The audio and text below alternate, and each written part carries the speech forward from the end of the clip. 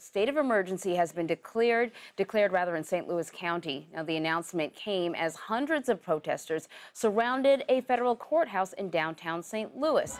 They're marking the one-year anniversary since the shooting death of the unarmed teen from Ferguson, Michael Brown. They made their way from Christ Church Cathedral to the Thomas Eagleton Federal Courthouse. Several protesters have been detained after crossing police barriers, including well-known activist Cornel West. So joining us now on the phone is Reverend Mike Angell, a rector of the Episcopal Church in St. Louis. And you are now back at the cathedral, but you were in front of the courthouse earlier, correct? Yeah, that's correct. Yeah. So, Mike, tell us a little bit about what happened today in St. Louis. You all are calling yourselves the Moral Monday Marchers. Why the Moral Monday Marchers? Moral Monday comes out of the activism that was going on in North Carolina, where a number of clergy people, led by William Barber and others, stood for people's rights in North Carolina on Mondays.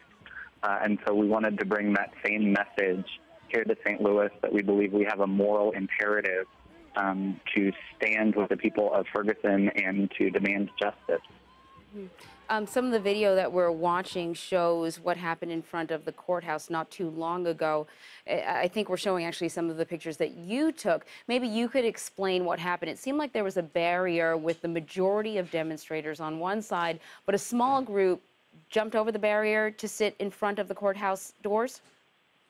Yeah, there was a nonviolent action training this morning at Christ Church Cathedral here in downtown St. Louis, and a number of clergy and people of faith gathered to be trained in nonviolent action.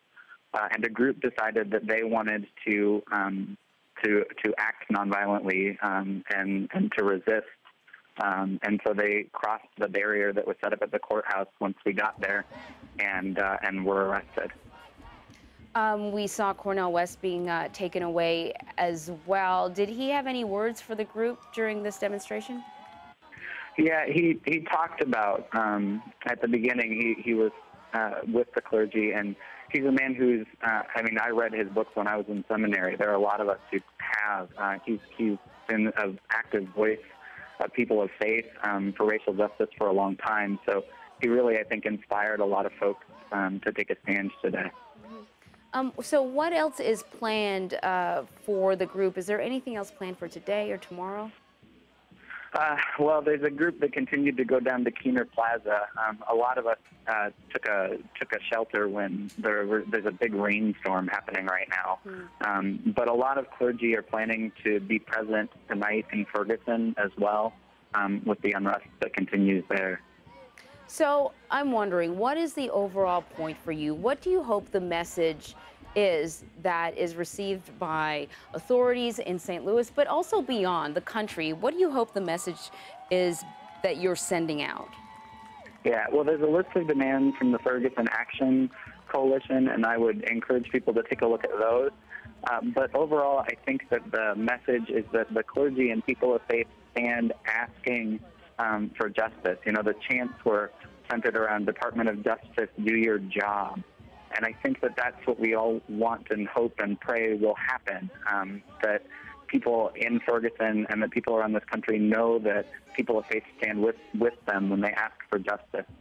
Looks like things were quite peaceful today, but you know, last night there were demonstrations in Ferguson, and at least at one point turned violent with one man firing on police and them firing back. I'm just curious, when you heard about that news, what was your reaction? My reaction was sadness and lament, but at the same time, I hope that it's understood that it wasn't an element of protest. That, you know, part of why we were here was to be trained in nonviolent action. We want to resist the systems of injustice nonviolently.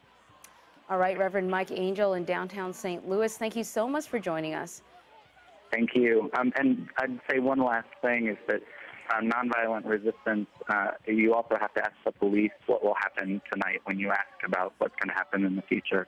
They have a lot to decide in terms of how this is handled. All right, good point. Thank you very much.